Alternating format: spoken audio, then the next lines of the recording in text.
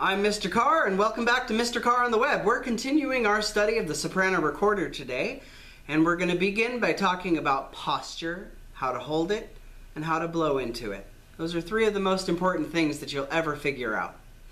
To begin with, when you're playing a recorder in a seated position, which you probably are right now, you want to move your chair back and move your body to the front of the chair. Not totally on the front, but you want to be in a nice, comfortable position.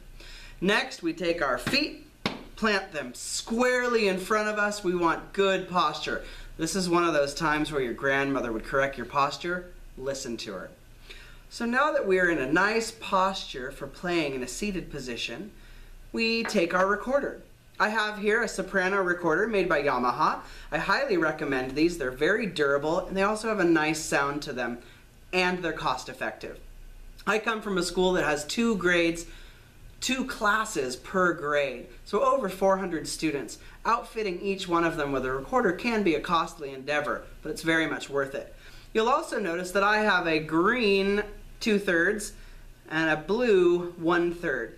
This is a system that we came up with a while back, where we would purchase a class of green and a class of blue, swap the foot, and then we could tell exactly which class was which recorder to return them to their owners, because there aren't very many colors available in this. Definitely not 8, which we would have 8 grades in a school at a time. So let's talk about how this is built. This comes into 3 pieces. They do come apart very easily. Let's talk some hygiene. I encourage you to have your students and you take them apart regularly. Clean them with warm soapy water. That's all you need to do, especially around flu and cold season. So the first piece we have is this top. We call it the head joint. The second piece we have is the body. Now the body has 6 holes on the top and 1 hole on the back. To align our body with our head joint, we want to take the 6 holes and the window and line them up. They want to be nice and in line. Now lastly, we have this little guy, which is a foot joint.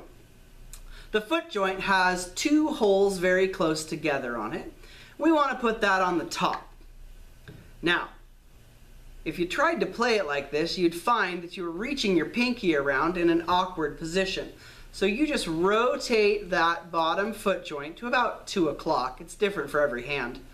And so that it rests very nicely when you put your pinky down.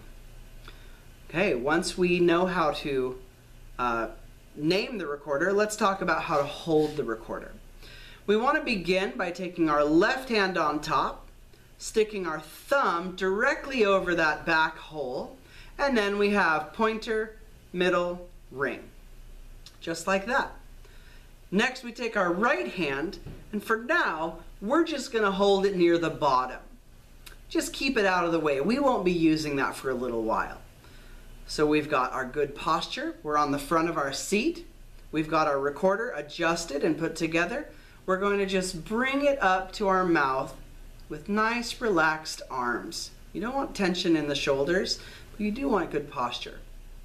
Then we just bring it right into our mouth and blow. If you blow too hard, if you blow too soft.